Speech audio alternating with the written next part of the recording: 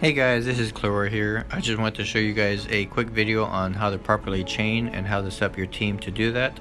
So let's get into it. To start out, we're just going to the heroes, and I explained this a little bit in my last video, my beginner's video, but in order to chain, you at least need to unlock their chain ability. So if we look over here to White Beast, you'll notice that he doesn't have his chain skill. If you look on the left, you just need to learn Awakening, and all you have to do is go to Awakening. It'll be the very first node that you have, and all you have to do is unlock all the nodes around it, and then you'll be able to unlock their chaining ability so you can start chaining.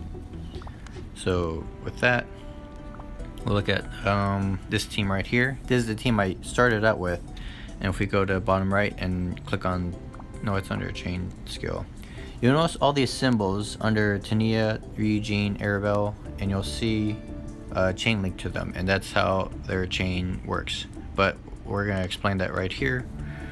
If you look at the left here and her weapon skill, Desert Rain, it says injured, and if we actually click on it, we can go into further detail. Under Desert Rain, it says rains down arrows to enemies, puts enemies in injured state. So whenever you use a skill, what it does is it injures them, and the bosses can be, or the monsters can be put into 3 states: injured, downed, or erred. And that's how you start your chain combos. So if you look under her weapon skill, you see the chain skill, and it says Storm Arrow, injured to airborne. This means that in order for you to start the chain skill, they need to be in injured state, and then they can be put into an airborne state after that.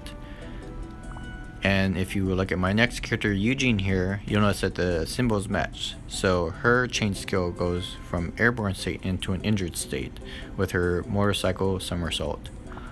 My next character, Arabelle here, it works off the injured state and puts him into a down state from her chain skill. But if we look at my last character here, you'll see that the symbol does not match, but that's okay because her symbol means all, meaning that whichever status the boss is in, you can still apply the chain skill, which is really good and very powerful. And there's a couple of these characters here like Alba, Lorraine, and Marina, and this is what makes her really great besides being a top tier tank, is her skill works off of anything and you can apply it. And these characters that have an all, you can use them as a starter, you can use them as a finisher, or you can put them in the middle to help fill in your chain link so that all of your characters can go together. Now we're gonna go to my event team. I think this is it, and we're gonna look at my knight here. If you notice that my knight has a weapon for Porcupine Stab, and this is just the strongest sword I have, and so I just put it on him. And so he cannot self chain. If you notice that he puts him into an injured state, but in order for him to start the chain, they need to be airborne. So he should never be at the front of your party because he will never be able to start the chain himself. Now with a team like this, he can be the leader because if he puts him in the injured state, you can just use Tania first to work off of that, and then she puts him airborne, and then he can work off of that. But again, another reason why you don't want to do this still is because when you fight higher level bosses, they can kill your allies, and if they do that, you can no longer chain anymore, and then you'll just be left with your sword swinging at them and then just using skills without any chain combos at all, which even a one chain will do a lot of damage. And so you want to try to make sure that your main character that you're controlling has a weapon that will give them ability to self chain. And so from there, we're going to go into a battle to show you how to chain. I'm going to do an easy one, level 65. Whoops, not actually this team. Sorry, this team is not going to do it.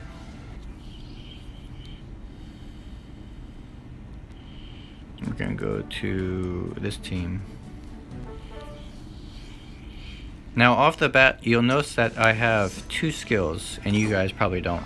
I'm going to pause it because there's a timer. But the reason why I have 2 skills is because I have Tania's EX weapon. And when you have their EX weapon, you actually cannot apply any of the ailments from your weapon skill. You have to apply it from the EX skill, which is, I guess, fair. So you're stronger and you have 2 skills, but you have to apply from the EX skill, and we'll go into it to show you. When I use a skill, there's nothing that apply to them, and you'll notice that once I use my EX skill, you'll see that they are injured. That's the symbol for being injured. You'll notice that there was a timer there, and that timer shows you how long you have before you can use your chain skill. And you saw the character symbols here. Once you click on them, that's when you can use your chain skill. And you'll notice that there was multiple faces because there's multiple characters that can work off the injured state. But the only person that wasn't able to was Eugene. And so all you have to do is put him in the ailment status, click on their chain skill, and that's how you basically chain. Somebody's killing this guy. But we're gonna get to the boss and I'll show you how to better chain as well. Stop you. You also notice that some of these enemies have a higher resistance to being put into a status ailment, and it's the same with the boss. The boss, once we get to him, you'll notice that he cannot be put into a ailment status off the bat. Oh, wait a second. So your first skill puts him, I'm going to pause it again, at 84% if you guys saw that. Most bosses will take 2 skills to be used in order to start the chaining. The only people that are a little bit longer will be the raid bosses. The raid bosses, I think, take 3 or 4 skills in order to apply the chain, and this is why I recommend that you guys use accessories that lower the skill cooldown. That way you can continue to spam those and then try to put those bosses into a chain status, because chains are really powerful. And yeah, I'll go on further to explain it more. But he is not fully applied and it's 84%. So any time I use this next skill, you'll see that I can use it. And when you do this, you want to use your next skill at the very last second if you can. If you notice, I'm waiting until the timer reaches down to use my next skill. And this is how you should be doing your chaining, because if you do that, you can extend how long the boss is in a chain combo. And when you do chains, the next chain applies the next status at 100%. So the first skill that I used with Tania, you notice that it was 84%. But after that, as I said, your chains will apply at 100% rate. So if you wait till the last second, the very last moment to use the next skill, you can keep the boss in lockdown for almost up to 10 seconds if you do it properly. Now there are some bosses that are a little bit different. I think the Red Viper and the Llama from the desert, those are the 2 characters I can think of that you have to do a little bit earlier, because the Red Viper, he has this ability that he teleports away like half screen, and if you wait till the last moment on him, there'll be sometimes where it doesn't apply the status ailment before he teleports, and if he teleports while you're trying to apply it, your attack misses, it won't register, and so he will not be put into ailment status. Same for the Lamia. If she goes underground, I think once she's underground, she's invincible. And so if you try to apply the next status to her, you want to do a little bit earlier, because the moment that you try to apply the next status, it does apply at 100% rate, but the boss can still move during that time. The moment it reaches 0 and the moment that your character uses the next chain skill, however long the animation takes, they can still move. So they can run away, they can attack, and I've actually died to the slime boss because he threw a lava bomb at me and I didn't know, and I just died because I stood there thinking he couldn't do anything.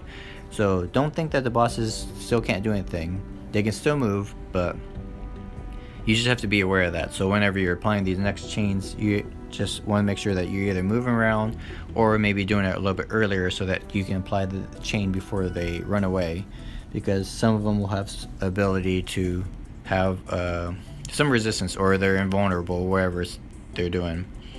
Whereas like the slime boss, if you do it at the very last moment, it's kind of funny because he will go up in the air and he'll try to slam you, and if you wait to the last moment, you apply the status, it I think he's still in the air, but you can still attack him for some reason.